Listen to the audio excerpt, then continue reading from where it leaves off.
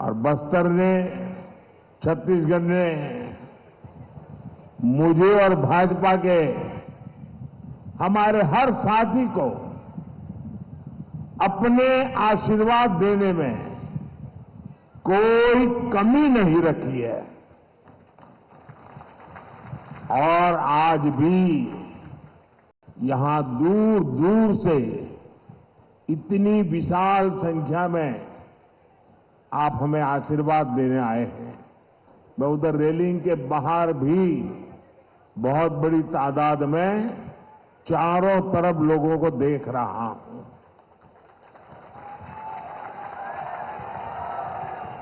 आज मैं आपके बीच आया हूं। पिछले 10 साल में देश कहां से कहां पहुंचा है, देश ने कितनी प्रगति की है, और उसमें आप सबका जो साथ मिला है, मैं आप सबका आभार व्यक्त करने भी आया हूं। आप लोगों ने यहां सिर्फ भाजपा सरकार ही नहीं बनाई, बल्कि विकसित भारत की आधारशिला भी मजबूत की है। छत्तीसगढ़ वासियों ने, बस्तर के मेरे भाई बहनों ने मोदी की गारंटी पर मोहर लगाई है। और आज उसी विश्वास से पूरा देश कह रहा है, फिर एक बार, फिर एक बार, फिर एक बार। साथियों, अनेक दशकों बाद देश ने भाजपा की स्थिर और मजबूत सरकार देखी है। हमारी सरकार की सबसे बड़ी प्राथमिकता रही गरीब का कल्याण। आजादी के बाद दशकों तक गरीब की जरूरतों को कांग्रेस की सरकारों ने नजरअंदाज किया। कांग्रेस ने कभी गरीब की चिंता नहीं की, उनकी परेशानियों को समझे तक नहीं। कांग्रेस के सबसे बड़ी परिवार के अमीरों को कभी महंगाई का मतलब समझ ही नहीं आया। आपने 2014 में गरीब के इस बेटे को देश की सेवा का अवसर दिया। कच्ची छत के नीचे रहने की तकलीफ क्या होती है, ये मुझे पता है।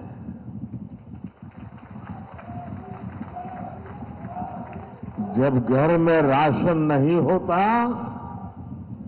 तो एक मां पर क्या बीतती है, ये मुझे पता है। जब दवा खरीदने के लिए घर में पैसे नहीं होते तो बेबसी कितनी ज्यादा होती है, ये मैं जानता हूं। और इसलिए मैंने ठाना कि जब तक गरीब की हर चिंता दूर नहीं करूंगा, मैं चैन से नहीं बैठूंगा।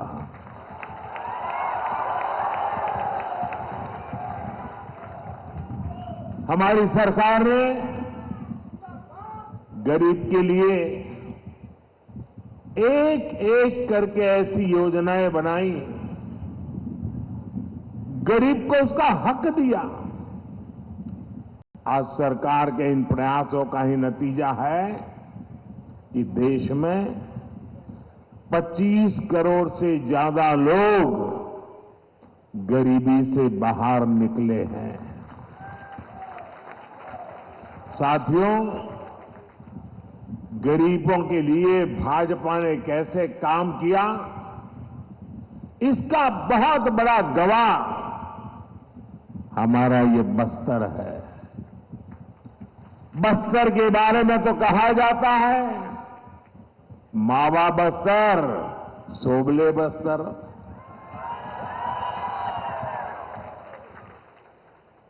बस्तर डिवीजन से ही मैंने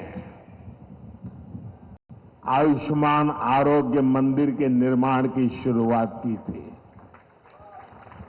यह आयुष्मान आरोग्य मंदिर देश भर में गरीब को सस्ते इलाज, सस्ती जांच का प्रमुख केंद्र बने हैं। यहां छत्तीसगढ़ में भी हजारों आयुष्मान आरोग्य मंदिर खोले गए हैं। इन आरोग्य मंदिरों की वजह से गरीबों को इलाज की बहुत बड़ी सुविधा मिली है, उनकी चिंता कम हुई है। मोदी ने 5 लाख रुपए के मुफ्त इलाज वाली जो आयुष्मान भारत योजना चलाई है, वो भी गरीबों के बहुत काम आ रही है। हम अपने यहां जानते हैं, चाहे वो आदिवासी बस्ती हो या शहर हो, घर में मां कभी बीमार हो जाती है ना, तो घर में किसी को पता नहीं चलने देती कि वो बीमार है। कितनी पीड़ा हो, मां सहती रहती है। उसके मन में एक ही बात होती है, चलिए धीरे धीरे ठीक हो जाएगा। अगर परिवार में बच्चों को पता चलेगा कि मां को बीमारी है, मां को तकलीफ है, तो वो अस्पताल ले जाएंगे, बहुत खर्चा हो जाएगा, संतानों के सर पे कर्ज लग जाएगा। और इसलिए मां सोचती थी, अब कितने दिन लंबे जीना है, चलिए मुसीबत भोग लेंगे, लेकिन बच्चों पर बोझ नहीं बनने दूंगी। ये हमारी हर माता सोचती थी, सहती। तब आपके इस बेटे ने सोचा कि अगर तुम्हारा बेटा वहां बैठा है, तो फिर आपकी बीमारी की चिंता ये तुम्हारा बेटा करेगा।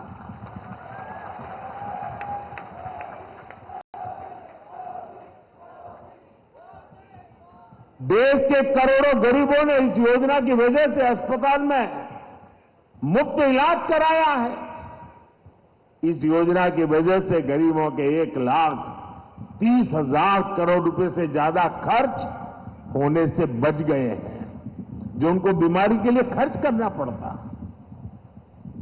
मोदी ने जो 11,000 से ज्यादा जन औषधि केंद्र खोले हैं, उन पर 80% छूट के साथ दवा दी जाती है। 80% डिस्काउंट। इससे भी गरीबों के 30,000 करोड़ रुपए दवाई खरीदने में जो खर्च होता था ना, उसमें बचत हो गई है। इसलिए ही आज देश का गरीब कह रहा है, खर्च कम कराए, बचत बढ़ाए, बार बार, फिर एक बार, बचत बढ़ाए बार बार, फिर एक बार। साथियों, दुनिया में 10 साल का सबसे बड़ा महासंकट आया, कोरोना, कोविड। लोग कहते थे, भारत कैसे बचेगा, भारत के गरीबों का क्या होगा। कांग्रेस के अमीरों की सरकार के समय देश में बीमारी का टीका आने में दशकों लग जाते थे। मोदी ने कहा कि मैं अपने देश के हर गरीब के साथ खड़ा हूं। मैं गरीबों को मुफ्त वैक्सीन भी दूंगा, मैं गरीबों को मुफ्त राशन भी दूंगा। ऐसे समय में जब दूसरे देशों में कोरोना का एक एक टीका हजारों रुपये में लग रहा था, मोदी ने आपको मुफ्त टीका लगवाया। ऐसे समय में जब दूसरे देशों में खाने के लिए हाहाकार मचा था, मोदी ने अपने गरीब भाई बहनों के लिए मुफ्त राशन की दुकान खुलवा दी। मुफ्त राशन, मुफ्त वैक्सीनेशन पर मोदी ने 4 लाख करोड़ रुपए से ज्यादा खर्च किए। और इतना ही नहीं, मुफ्त राशन की योजना को मोदी ने अगले 5 साल तक और बढ़ा दिया है। आने वाले 5 साल भी मोदी ये मुफ्त राशन की सेवा करता रहेगा। और इसके कारण गरीब का ये पैसा बच रहा है। और जब पैसा बचता है तो जिंदगी के कई सारे सपने पूरे करने को काम आता है। और इसलिए आज हर कोई कह रहा है कि मोदी के कारण, उनकी योजनाओं ने खर्च कम कराए, बचत बढ़ाए बार बार, फिर एक बार। साथियों, कांग्रेस की सरकार के समय भ्रष्टाचार ही देश की पहचान बन गई थी। और भ्रष्टाचार से अगर सबसे ज्यादा नुकसान किसी का होता है तो गरीब का नुकसान होता है। भ्रष्टाचार गरीब का हक मारता है।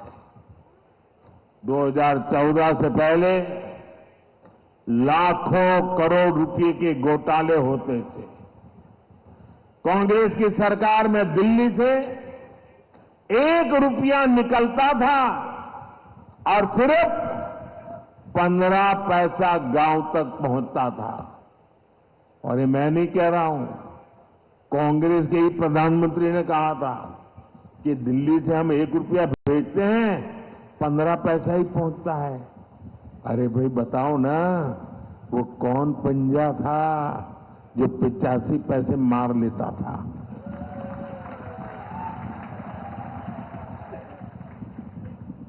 मोदी ने कांग्रेस की लूट की से पूरी व्यवस्था, मैंने इसको बंद कर दिया है। भाजपा सरकार ने अपने 10 साल में 34 लाख करोड़ रुपए, आंकड़ा याद रखिए, 34 लाख करोड़ रुपए सीधे लाभार्थियों के बैंक खाते में भेजे हैं। दिल्ली से 1 रुपया भेजा, पूरे 100 पैसे गरीब के खाते में जमा हो गए। रुपया 1 भेजो, 15 पहुंचे, 85 पैसा गायब हो जाए, वो जादू का खेल बंद हो गया। और जब डायरेक्ट पैसा जाता है तो एक भी पैसा कांग्रेस लूट नहीं पाई। अगर देश में कांग्रेस की सरकार होती तो ये कांग्रेस गरीबों के, ये जो 34 लाख करोड़ है ना, और राजीव गांधी वाला अगर मैं हिसाब लगाऊं तो 28 लाख करोड़ रुपए लूट लेते। 34 लाख करोड़ में से 28 लाख करोड़ गायब हो जाते। आजादी के बाद से कांग्रेस समझती थी कि उसे देश को लूटने का लाइसेंस मिला हुआ है। 2014 में सरकार में आने के बाद मोदी ने कांग्रेस की लूट का लाइसेंस ही कैंसिल कर दिया है। और मोदी ये लाइसेंस इसलिए कैंसिल कर पाया क्योंकि आपने मोदी को लाइसेंस दिया था।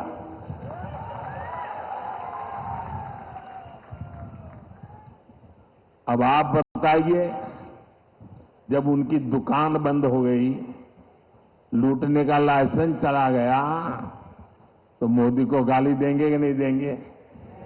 देंगे कि नहीं देंगे? तो मेरी रक्षा कौन करेगा? मेरी रक्षा कौन करेगा? मेरी रक्षा कौन करेगा?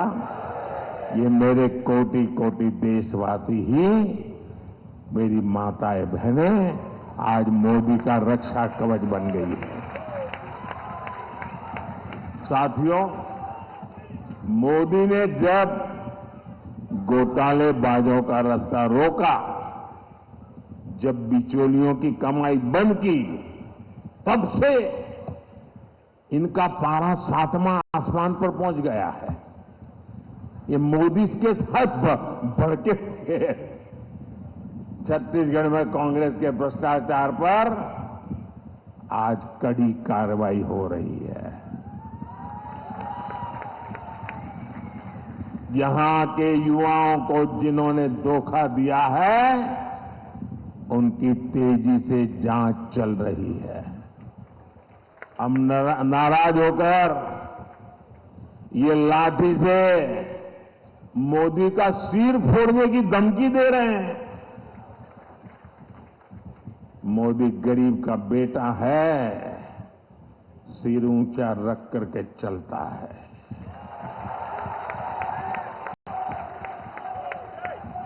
मोदी इनकी धमकियों से डरने वाला नहीं है।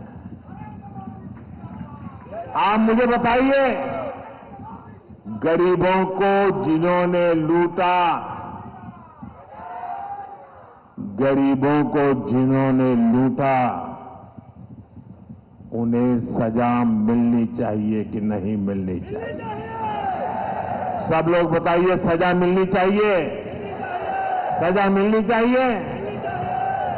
साथियों, कोई घर में घुस आए और लूटपाट करने लगे तो परिवार का हर सदस्य उससे भीड़ जाता है। मोदी के लिए तो मेरा भारत, मेरा परिवार है। मैं भी अपने देश को, अपने परिवार को लूटपाट से बचाने में जुटा हूं। और इसलिए मैं कहता हूं, भ्रष्टाचार हटाओ। और वो क्या कहते हैं? वो कहते हैं भ्रष्टाचारी बचाओ। चुनाव की रैलियां नहीं कर रहे हैं, भ्रष्टाचारी को बचाने की रैलियां कर रहे हैं। लेकिन ये सारे लोग कान खोल के सुन ले, ये मोदी को कितनी भी धमकियां दे दें, भ्रष्टाचारियों को जेल जाना ही पड़ेगा। ये मोदी की गारंटी है।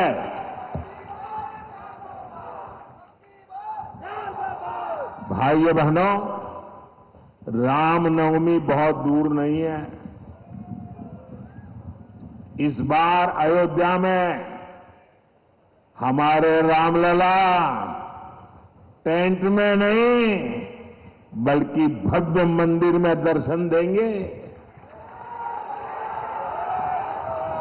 500 साल बाद ये सपना पूरा हुआ, तो इसकी सबसे अधिक खुशी प्रभु राम के ननिहाल छत्तीसगढ़ को होना बहुत स्वाभाविक है।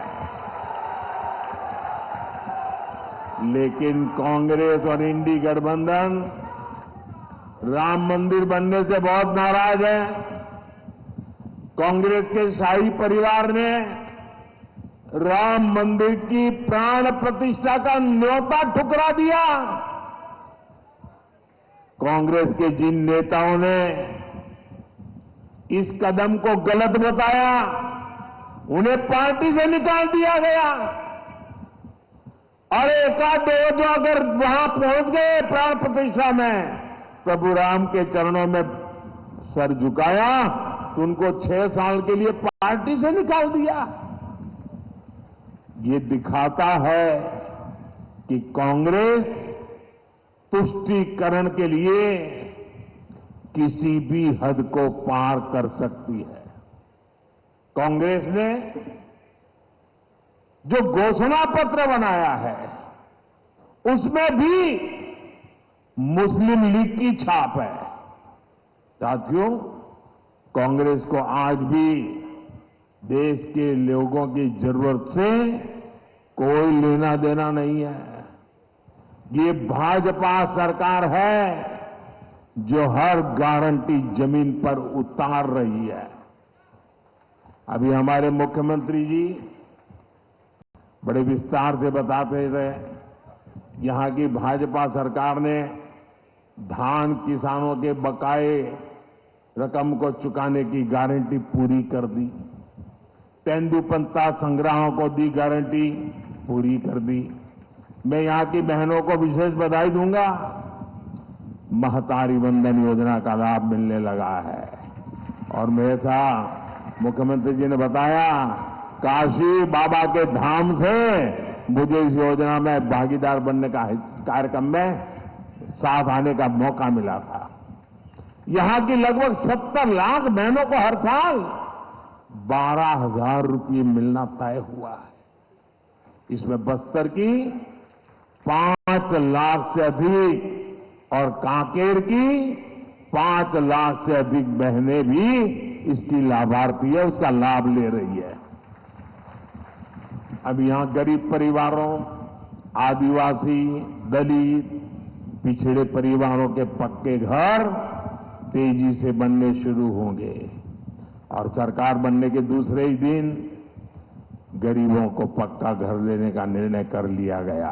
और मैं आपको भी कहता हूं, इस चुनाव के अंदर जब आप बूथ में जाएंगे ना, लोगों को मिलेंगे, तो कुछ लोग मिलेंगे जिनको योजना का लाभ पहुंच गया है, कुछ लोग मिलेंगे जिनको नहीं पहुंचा है। उनको मेरी तरफ से गारंटी दे देना, आपकी गारंटी होगी ना, ये मोदी पूरी करेगा। आप उनको गारंटी दे देना कि आने वाले 5 साल में जो रह गए हैं ना, उनको भी मोदी सारी योजना पहुंचा देगा। और खुशी की बात है, हम जो आवाज बना रहे हैं ना, उसमें जो मालिकाना हक का नाम है वो अधिकतर हमारी माताओं बहनों के नाम पर है।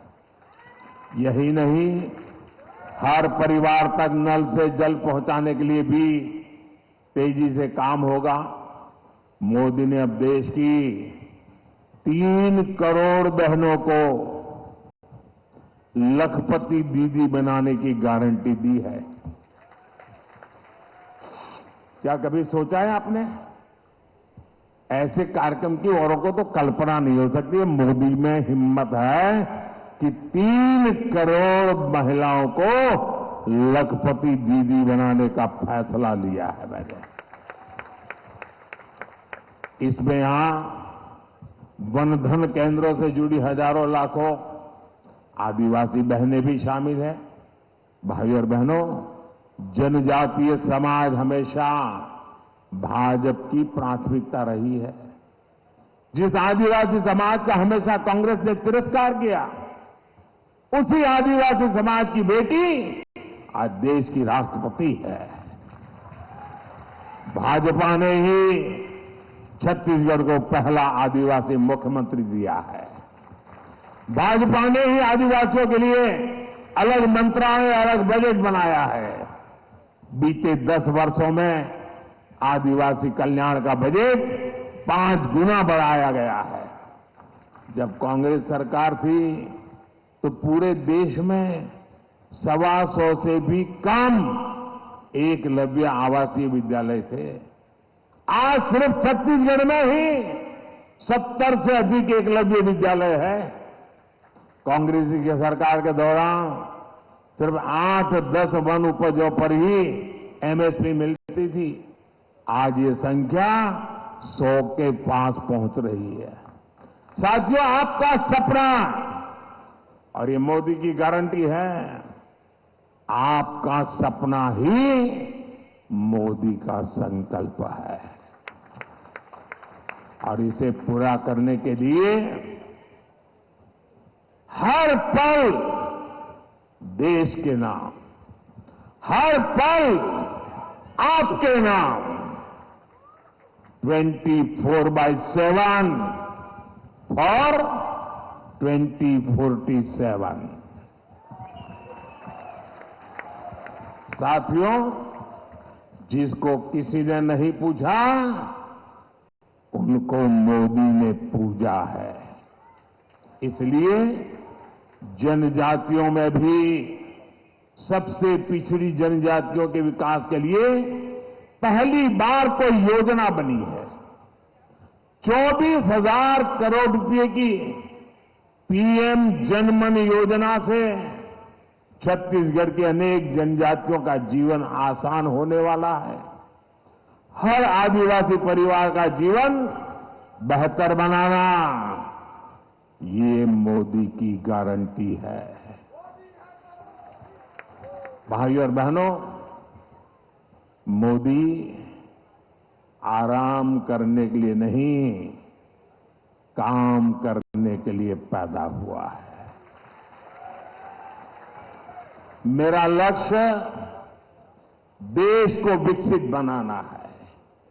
मेरा लक्ष्य हर परिवार को समृद्ध बनाना है। और इसलिए छत्तीसगढ़ के मेरे प्यारे भाइयों बहनों, बस्तर और कांकेर के यहां आए हुए मेरे प्यारे भाइयों बहनों, कमल छाप पर पड़ने वाला आपका हर वोट मोदी की ताकत बढ़ाएगा। और इसलिए बस्तर में 19 अप्रैल को आप मेरे साथी महेश कश्यप जी को आशीर्वाद दीजिए। कांकेर में 26 अप्रैल को आप हमारे साथी भोजराज जी को ज्यादा से ज्यादा मतों से विजयी बनाए। आपसे एक और बात करना चाहता हूं। मेरा एक और काम करना है और मुझे पक्का विश्वास है आप करोगे। मैंने जब संगठन का काम किया था, इस सारे इलाके में मैं बहुत भ्रमण कर चुका हूं, आगे हर कोने को जानता हूं। अब मैं जा नहीं पाता हूं सब जगह पे, समय का अभाव रहता है। फिर भी छत्तीसगढ़ के प्रति मेरा प्यार इतना रहा है कि पहले जितने प्रधानमंत्री आए उससे ज्यादा बार मैं आपके बीच आया हूं। लेकिन अब जब जा नहीं पा रहा हूं तो मेरा काम आपको करना पड़ेगा। करोगे? मेरा एक काम करोगे? घर घर जाना और कहना कि मोदी जी ने जोहार भेजा है, राम राम कहा है, ये कह दोगे? कल गुड़ी पड़वा है। देश के कई हिस्सों में चैत्र सुद एकम नववर्ष मनाया जाता है। चैत्री नवरात्रि का भी पर्व होता है, शक्ति उपासना का पर्व होता है। कुछ दिनों के बाद रामनवमी भी आ रही है। मैं आप सभी को इन सभी त्योहारों की अनेक अनेक शुभकामनाएं देता हूं। काल के आम सबचो नुआ साल और नवरात्रि पर्व चालू हो से उनचो भले शुभकामना। भारत माता की, भारत माता की, भारत माता की। बहुत बहुत धन्यवाद।